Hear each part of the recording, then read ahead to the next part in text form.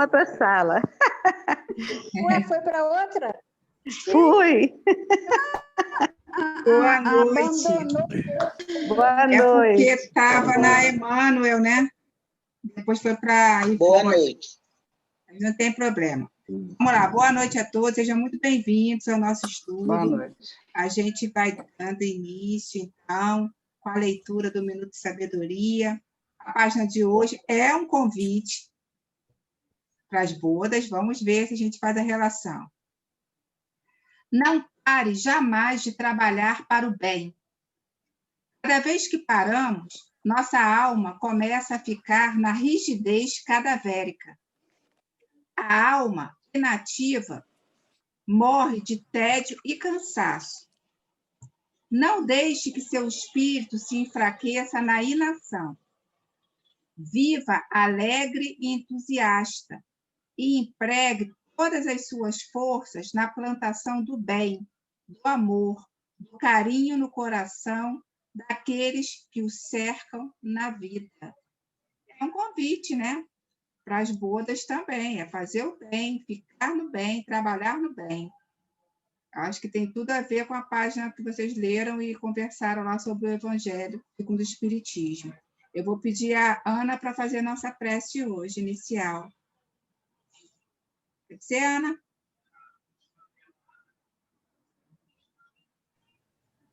Eu? Isso. Obrigada, Jesus. Obrigada por essa oportunidade de estudo, de envolvimento, Pai, na Tua palavra. Que possamos, Senhor, absorver todo o ouvido hoje, que foi estudado. Que os nossos companheiros possam estar todos envolvidos na Tua luz, Senhor. E que nossa companheira Bia seja intuída para nos levar a Tua palavra, os Teus ensinamentos. Obrigado, graças a Deus. Graças a Deus. Hoje a gente está trabalhando com o Evangelho segundo o Espiritismo. Nós estamos no capítulo 18. Muitos chamados, poucos os escolhidos, e a gente está na parábola do festim das bodas. E a Olívia começou anteontem, e a Bia vai dar continuidade agora, lendo o item 2, o primeiro e o segundo parágrafos. Eu passo a palavra para Bia. Muito bem-vinda, Bia. Estávamos com saudades. Pode liberar seu Boa microfone. Noite. Isso. Bem-vinda, minha amiga. Obrigada. Pode começar? Pode sim. Vou só liberar aqui o texto para o pessoal acompanhar. Vamos lá. O incrédulo sorri diante desta parábola, que lhe parece uma ingenuidade pueril, porquanto não compreende que se possa opor tanta dificuldade para assistir uma festa, e ainda menos que os convidados levem sua resistência a ponto de massacrar os enviados do dono da casa. As parábolas, diz o incrédulo, são sem dúvida alegorias, mas ainda assim é preciso que elas não passem dos limites do verossímil.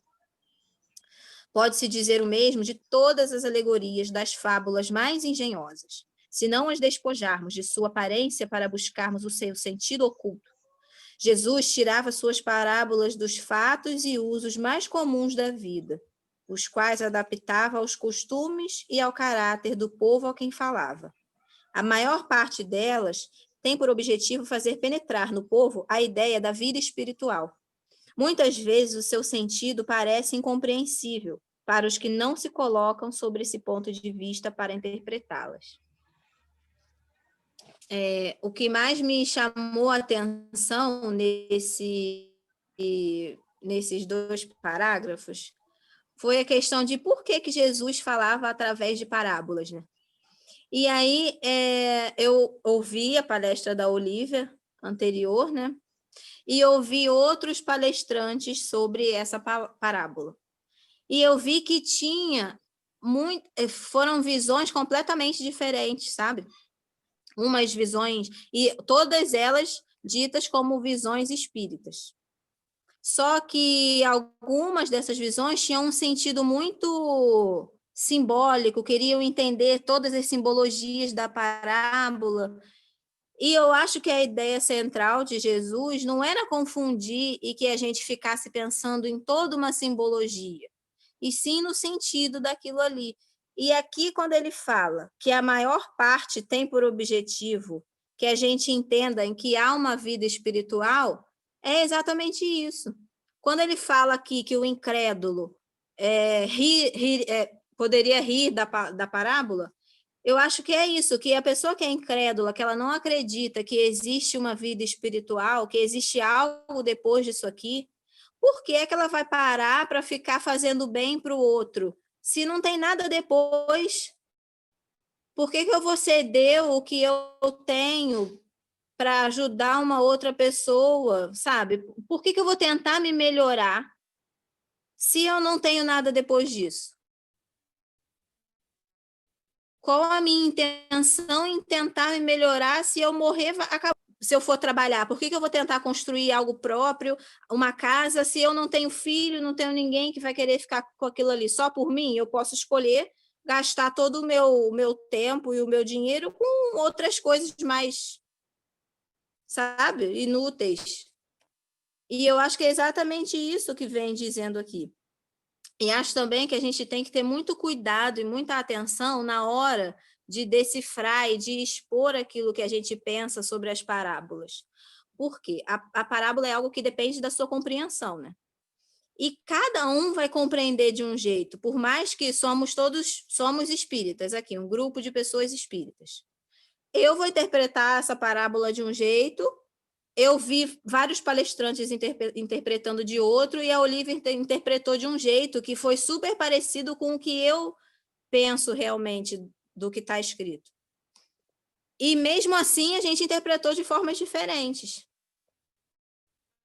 Então, eu acho que a gente tem que, na hora de interpretar tudo que Jesus tentou dizer em todas as parábolas, não só nessa, é que a gente interprete mais parecido possível da forma que ele agia, sabe?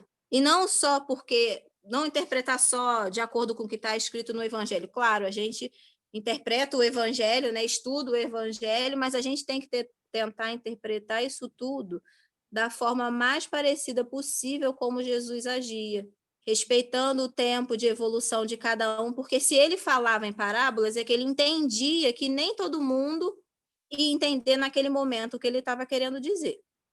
Então, a gente tem que ter esse mesmo cuidado e essa mesma paciência quando a gente explica alguma coisa para o outro, de imaginar que nem sempre o outro vai entender aquilo que a gente está falando, sabe? E tudo isso vai de acordo com a evolução da pessoa, tanto de quem está falando como de quem está ouvindo, né? E outra coisa também que eu pensei que o maior conhecimento que a gente pode ter, quando a Olivia falou dos quitutes, o maior bem que a gente pode ter é o nosso conhecimento e a nossa lucidez sobre aquilo que a gente está estudando. Não só a gente ficar aceitando as coisas porque uma outra pessoa está dizendo aquilo para mim. Eu tenho que ouvir o que o outro está dizendo e interpretar da melhor forma possível. Quando Jesus pôs para a gente um montão de parábola, eu acho que ele queria dizer que a gente tinha que interpretar as coisas, que a gente tem que ter um trabalho maior do que só ouvir e aceitar. A gente precisa interpretar da melhor forma possível e seguindo não só a lei do espiritismo, porque Jesus, quando naquela época nem tinha espiritismo, Jesus estava ali falando como a gente deve agir com o outro e com a gente mesmo, né? Então, a gente tem que seguir as leis morais de respeito ao próximo, de amar ao próximo, acima de qualquer coisa. Acho que a gente pode fazer isso estando em qualquer religião ou em nenhuma. Foi isso que eu entendi. E que compreensão bonita, Bia. Você falou muita coisa interessante, parabéns a forma como você abordou esses 2 parágrafos. E eu achei muito interessante isso que você falou, né? De Jesus.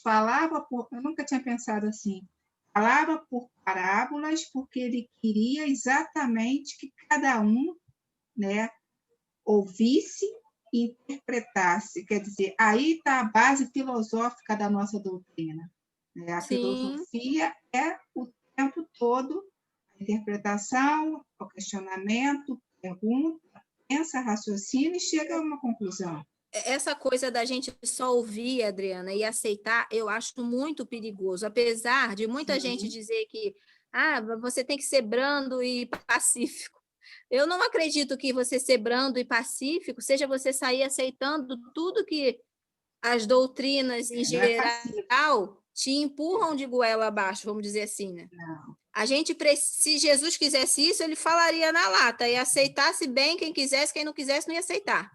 Mas É, se ele pôs a gente para raciocinar, é porque ele quer exatamente isso. Ele não era uma pessoa na época dele que pensava conforme todo mundo, exatamente. sabe? Ele quer que a gente raciocine e entenda aquilo de acordo com respeito ao próximo, com amor ao próximo, sabendo que há algo além da nossa vida material. Isso aí, ser pacífico não significa ser passivo, né? Exatamente.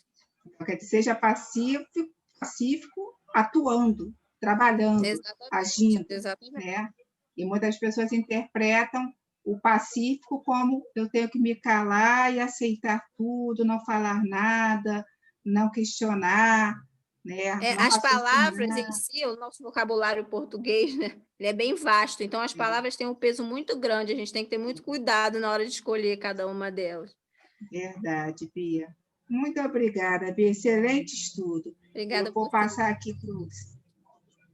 A gente fica feliz quando você consegue estar aqui com a gente. A gente sabe da sua Eu luta aí com as também, caraca, crianças. nem imagino. Quando o seu nomezinho na programação, a gente fica muito feliz. Muito obrigada por você estar hoje com a gente. Vamos passar, então, para os grupos. Ivone Pereira ficou com a Ana, com a própria Bia, a Olivia, e a Marlúcia entrou no finalzinho, ela acabou ficando em 2 grupos. Mas quem é que ficou responsável por falar por esse grupo? Oi, Adriana, boa noite. Boa noite, Assim, pode falar. o que a gente conversou, né? Que há essa dificuldade realmente de interpretar as parábolas, né? Embora elas fossem tiradas, né, de fatos e usos comuns da vida, né? Jesus fazia isso justamente para facilitar essa interpretação. Aí, se para as pessoas que já tinham um certo conhecimento, para nós mesmos, né? Você vê que desde ontem que a gente está com uma certa dificuldade dessa interpretação. Se nós, que temos um pouquinho de conhecimento, às vezes fica um tanto quanto difícil, imaginemos para o incrédulo a dificuldade que eles têm de entender a mensagem, pois era a maneira que Jesus encontrava para fazer com que o povo daquela época, né, concebesse as leis divinas e se aprimorasse moralmente, já que a maioria das parábolas tinha o objetivo de fazer penetrar no povo a ideia da vida espiritual, né? Então, para compreendê-las, era necessário desfazer da aparência, né? Deixar de lado aquela aparência de alegoria e buscar, conforme ele diz aí, o sentido oculto contido nelas. Foi isso que a gente entendeu. Muito bom. Esse sentido oculto é o que cada um, que a Bia falou, né? O que cada um vai buscar, raciocinando sobre a parábola, chegar ao sentido dela. Muito bom. Obrigada, Marlúcia, por falar pelo Mas, na grupo. verdade, Adriana, esse sentido oculto, né? Ele é justamente essa busca da moralidade, né? Das leis morais, desse aprimoramento. Isso, mas aí é o que a Bia falou, o caminho que cada um vai chegar a esse sentido, né, vai ser diferente. E isso que é importante, que cada um pense, raciocine, reflita, e como a Bia Cada um falou, com a não sua mistura. experiência, né? Isso aí, Marlúcia, muito obrigada. A gente Nada. vai para o Meimei. Meimei ficou com a Inês, com a minha mãe, com o Zé e o Mário. Bem-vindos. Quem vai falar pelo grupo?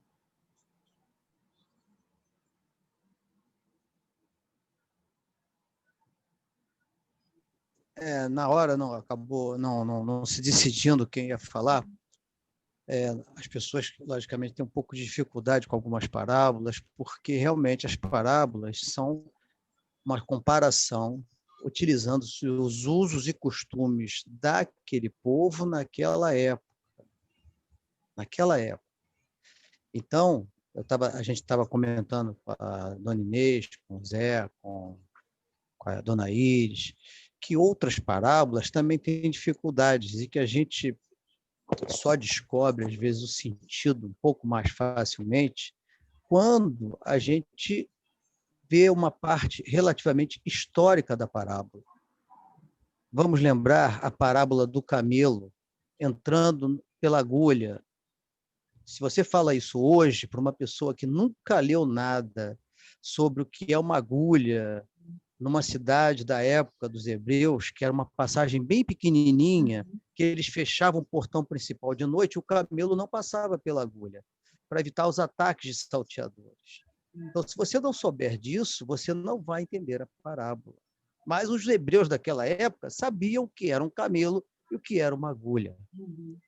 Se você tocar em outra palavra, outra parábola, quando Jesus diz assim, odiar mais, né? Odiar menos seu pai, sua mãe, etc. e tal. Odiar para os hebreus tinha a língua aramaica era muito pobre e odiar queria dizer amar menos. Então, quem me ama menos que seu pai, sua mãe, não é digno de mim. Aí você entende porque você pega a parte histórica, aplica naquela época apropriada e verifica que hoje quem amar menos. Lógico que todas as parábolas têm um sentido moral, tem uma ideia moral, tem lei de Deus. Isso, a Olívia já fez um apanhado relativamente da vez passada. A essência da parábola, que os Espíritos vêm nos dizer, não é isso? Que o reino, a festa, o noivo, né? Que vai casar, que é Jesus, e que o dono que convida é Deus, né? E assim vai. Tem essas explicações no decorrer aqui do Evangelho segundo o Espiritismo, dado pelos Espíritos. E, logicamente, nós vamos ler e vamos tentar raciocinar o que é que aquela parábola quer dizer. Toda vez que ela for contraditória nas nossas palavras atuais ou difíceis de assimilar, nós devemos fazer uma comparação de o que queria dizer naquela época. Os Espíritos não explicaram isso com todas as letras no Evangelho segundo o Espiritismo e nas outras obras, porque essa parte histórica já foi devidamente estudada. Não havia necessidade deles repetirem essas informações que já existiam em 1800 e alguma coisa. Por isso é que não consta aqui, senão ficaria demais. Eles se retraíram e deixaram a nós a curiosidade de procurar o estudo. Então, essa parábola vai ser estudada pelo Alex, né? Depois do domingo, vai continuar, vai explicar melhor, dizendo o que é o reino, o que é o senhor, por que foi utilizado esse tipo de palavreado, né? E por quê? Porque naquela época os hebreus entenderam. E nós, entendendo como os hebreus entenderam, hoje fazemos uma interpretação espiritual dessa parábola. Né? Que, na essência, é o seguinte, olha, você precisa estar de perispírito limpo, de coração limpo e cabeça limpa, nas leis morais de Deus, como disse a Bia, para poder entrar no reino dos céus. Para ter o passaporte para viver com espíritos superiores, para viver melhor no planeta feliz, no planeta de regeneração. É o grande teor espiritual dessa parábola neste momento. Muito bom, Mário. Muito bom. O que o Mário falou, eu achei interessante, porque hoje em dia nós temos, graças a Deus, tantos recursos tecnológicos da internet que nos ajudam, como a Bia falou, né? Difícil as parábolas, fui lá, assisti a um vídeo, fiz uma leitura. Você pode, qualquer um de nós aqui não entendeu a parábola, vai lá ver o que o Haroldo Dutra fala, ver o que o Rossandro fala, o que o Divaldo. Sempre quando a gente joga no Google, lá no YouTube, a parábola e escreve Espiritismo, você vai ter alguém falando sobre aquela parábola. E como o Mário disse, vai ter alguém que vai trazer as informações históricas, outro vai trazer outro tipo de informação, e assim a gente vai entendendo melhor, né, o que cada um fala, para entender de fato o que a parábola representa. Então, a gente hoje tem esse recurso. Então, que todos nós possamos fazer esses estudos paralelos para que a gente possa entender melhor, né, essas parábolas. A internet está aí para isso. Muito bom. Obrigada, Mário. A gente vai para o grupo Emmanuel, ficou com a Eloá, com a Leila e com a Sami, então, não é isso? E fala pelo grupo. Bem-vindas. Boa noite a todos. Então, eu estava ouvindo aqui o Mário, né? E aí completando até para entrar no assunto que a gente discutiu lá no grupo, eu estava assistindo uma palestra um tempo atrás, eu não lembro, eu acho que foi do Arthur Valadares, acho. E ele dizia exatamente isso, que naquela época, por exemplo, se você falasse que uma mulher era igual uma cabrita, era uma coisa alegre, cheia de vida, né? Por conta do sentido daquela época, da linguagem, né? Do significado, da simbologia daquela época. Se a gente hoje fala que uma mulher é igual uma cabrita, é um problema sério, porque muito provavelmente as pessoas não vão gostar, né? Vai ter um outro sentido, uma outra conotação. Então, acho que isso é muito importante nas leituras, para a gente poder, né, fazer esses parâmetros e compreender, além das palavras que estão aqui, o real significado, o que está trazendo de mensagem, né? Isso eu acho que é muito importante. Essa interpretação, eu creio, sim, seja individual, seja de acordo com o estágio evolutivo também, de cada um, com a crença também de cada um. Por isso que aqui, quando fala, né, que o incrédulo, ele acha que é alegoria, né? Ele não acredita. Assim como o incrédulo hoje, se a gente for conversar muitas coisas, ele não vai te dar atenção, porque realmente na cabeça dele não entra, não acompanha ainda, né?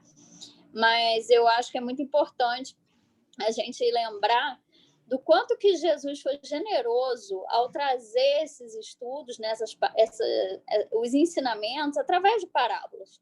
Porque ele conviveu pouco tempo e ele precisava deixar, através de exemplos, que depois eles também pudessem se lembrar, porque muitos eram analfabetos, a grande maioria, né? Então, assim, ele trazia exemplos vivos do dia a dia que eram fáceis de lembrar, e eu acho que são muito parecidos hoje aos ditos populares que a gente tem hoje, que muita coisa, assim, você fala no dito popular, facilmente a pessoa compreende. Até uma pessoa, às vezes, que tem menos estudo, ela compreende. Você vai explicar para uma criança, você dá um exemplo, você bota no sentido figurado, ela compreende. Então, eu vejo uma grande generosidade de Jesus ao falar através de parábolas naquela época. E que a gente possa absorver, né? Hoje, com tantos recursos, né, Adriana, como você bem trouxe, a gente pode pesquisar bastante.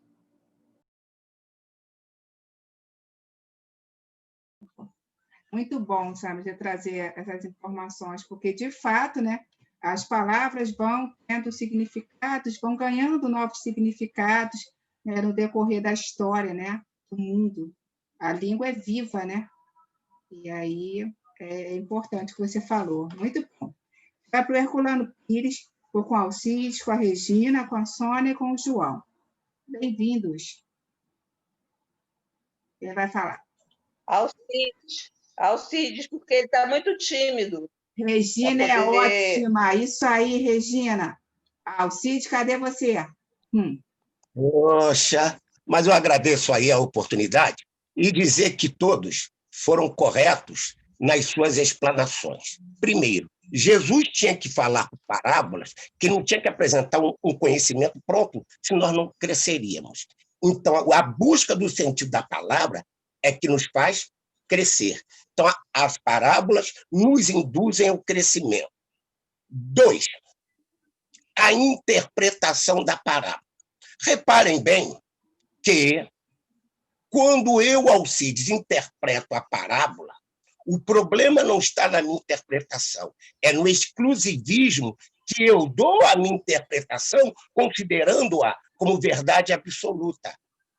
E é daí que gera os preconceitos, o separatismo e o negativismo no seio de todos. Se nós falarmos a um padre, a um pastor, a um frequentador de igreja sobre vida espiritual, qual é o entendimento que se tem de vida espiritual? Mesmo nós espíritas qual é o entendimento que nós temos da realidade espiritual da vida. E sem a compreensão clara de Deus e da realidade espiritual da vida, ainda ficaremos muitos anos interpretando as parábolas. André Luiz, no belíssimo livro do Domínio da Mediunidade, a ambulância vai pela rua com a sirene ligada, e dentro dela um médico com uma aura brilhante, cercado de bons espíritos. Pergunta ao instrutor, quem é esse médico? Ele é espírita? A resposta, não, nem religião ele tem. Ele faz da medicina um sacerdócio. Olha o crédulo aí. Porque o maior desserviço prestado à religião é pelos membros da religião, que deturpam os ensinos e fazem de suas doutrinas a verdade única e exclusiva. Lembremos que a maior derrota de Paulo foi em Atenas. Festo diz a Paulo, Paulo, as muitas letras te fazem delirar. Então, demolir os preconceitos de ciência, de filosofia, de religião, de casta, de toda a ordem, só a compreensão e a vivência da parábola. Por enquanto, contentemo-nos com as nossas interpretações individuais, mas não façamos delas a verdade absoluta e exclusiva, porque longe disso nós estamos. Ter opinião não é conhecer a verdade. A nossa opinião é apenas a nossa maneira de interpretar uma parcela pequena da realidade, porque a realidade, a ciência reconhece hoje, é muito maior. Quando a ciência hoje fala em consciência e percepção, aquilo que eu percebo passa a ser uma realidade para mim. Então, nós não estamos no mesmo nível de percepção. Mas não façamos da nossa percepção o absoluto, o exclusivismo, semeando a discórdia e o separativismo e, pasme, os conflitos de religião. Manuel Filomeno de Miranda, André Luiz, no livro Amanhecer de uma Nova Era, está lá.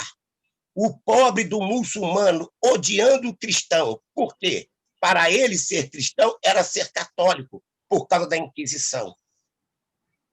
Olha o conceito deturpado de cristianismo por uma parcela infeliz que se apropriou, não por conhecimento, mas por ignorância total da doutrina cristã. Buda, Krishna, Jesus, ninguém fundou religião. Os seus seguidores, na sistematização dos seus ensinos, é que transformaram hoje em religião, negando o outro contra os princípios dos seus próprios orientadores. Muito só bom. Isso, só. Um abraço, obrigado, parabéns a todos. Muito bom, Cid. Obrigada. E, por favor, fale mais vezes, né, nos grupos. A gente precisa, né, que você participe mais, como o Mário está participando mais também. É isso aí. E eu acho que o Alcides falou, eu A lembrei... minha timidez, vermelho, você está vendo? O vermelhinho. Como É muito importante instrumento de compreensão e dinamismo da vida. Muito importante o que o Alcides falou, que são duas palavras muito importantes no mundo acadêmico, quando a gente faz trabalho acadêmico, que é compreensão e interpretação. Né? E ele trouxe exatamente isso. A gente precisa ter a compreensão, porque a interpretação vai causar, né, muitas vezes essas divisões, os separatismos e as complicações. Então, quando a gente faz estudo acadêmico, fazer análise interpretativa é muito delicado. Então, compreensão e interpretação são coisas diferentes. Depois a gente pode falar mais disso. Muito interessante, Alcides. Vamos lá para o Bezerra. Ficou com Você pode até fazer uma palestra para nós qualquer dia desse sobre isso. E você? Ó, não inventa não. Eliane, Jorge e Roberto. Vamos lá. Bem-vindos, amigos. Quem vai falar? Não teve escolhido, não, mas pelos apelos da Eliane, vou falar eu. Vai lá, meu amigo. Ó, não vou falar muito, não, porque muito já foi dito e coisas maravilhosas foram ditas. Só vou tentar dar uma pequena compreensão, porque tudo que nós falamos no grupo bate com que tudo já foi falado aí, tá? Jesus, ele falava assim, ó, olhos de ver e ouvidos de ouvir. Então, já era para realmente a gente botar a nossa cabeça, nosso espírito para funcionar. E, dentro de tudo isso que vocês falaram de separatismo, interpretação, risco e etc., graças a Deus, a nossa doutrina, apesar dela ser amorosa, caridosa de coração, ela tem como base, e sempre a terá, e nunca esquecemos disso, a razão. E lá naquele meu estudo do Allan Kardec, eu não encontrei isso em nenhuma biografia, mas encontrei no filme. Lá no filme, ele cita, né, para os alunos dele sobre penso, logo contesto, logo existo. Descartes. Essa é a minha contribuição. Excelente. Muito bom, muito bem lembrado. Né? Muito obrigada, Jorge, muito obrigada a todos os grupos que participaram, e a Bia por ter feito um excelente estudo. Vou pedir Regina para fazer a nossa prece final, tá bom, minha amiga? Tá ótimo. Jesus, nosso mestre querido, queremos te agradecer por mais este dia. Queremos agradecer os amigos espirituais que também estão conosco, querendo aprender. Obrigada por esse estudo maravilhoso, que tanto falou ao meu coração.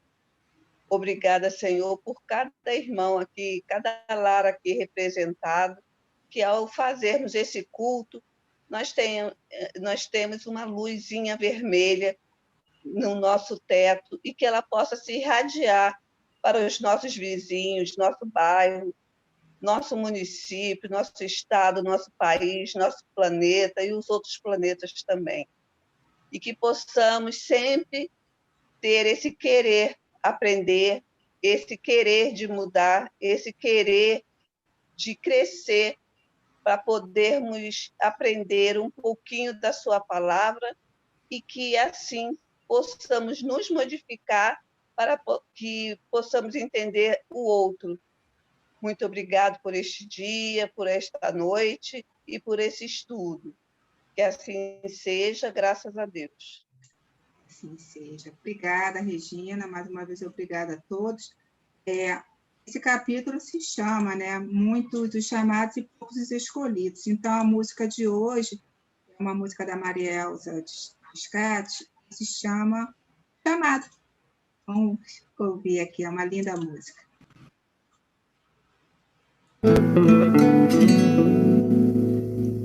Então ele veio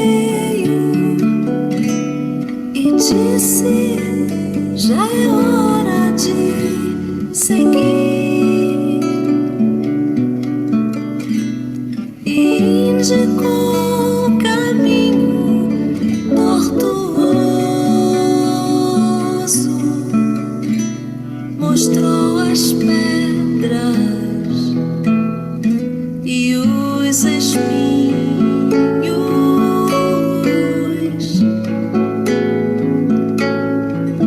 e quando viu que o medo assolava os nossos corações, nos fez olhar o sol atrás dos montes, só disse: confiei e vão.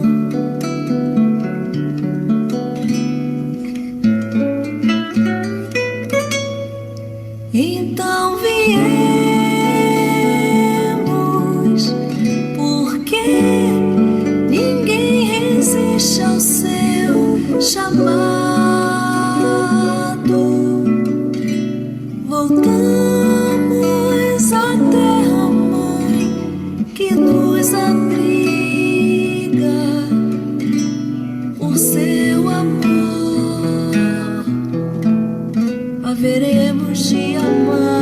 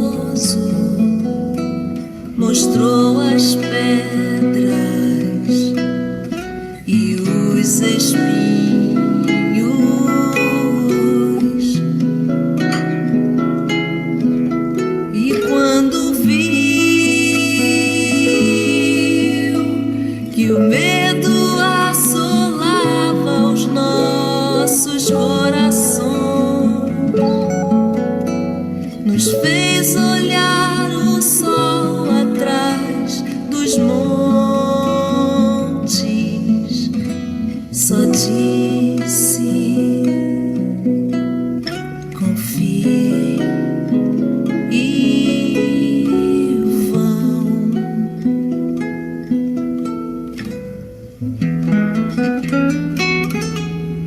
Então viemos, porque ninguém resiste ao seu chamado. Voltamos à terra-mãe que nos abriga por seu amor. Haveremos de amar.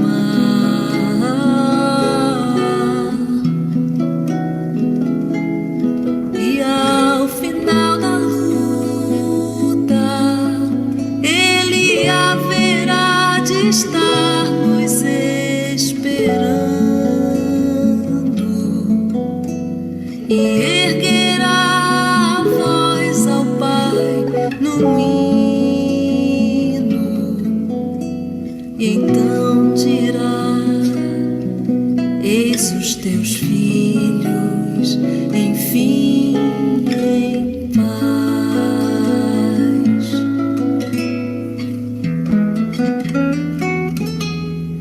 Então viemos,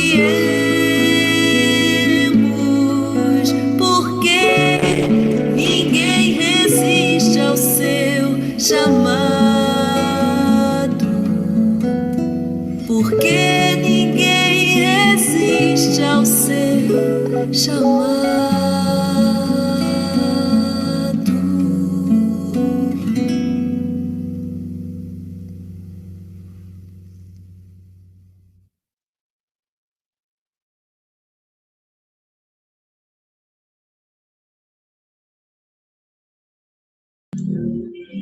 Obrigada pelo estudo de hoje, obrigada pela oportunidade de a gente estar aqui mais um dia, nos fortalecendo, que as pessoas que nesse momento estejam passando por aflições possam receber o nosso pensamento de luz e lembrar desse chamado de Jesus. Um beijo no coração de vocês e muito obrigada pela oportunidade. Até amanhã. Obrigada, Bia. Até amanhã, boa Nós noite. agradecemos. Boa noite. Nós agradecemos. Mário, amanhã posso te ouvir, Mário. Amanhã estarei em outra casa no mesmo horário. Ih, rapaz, olha.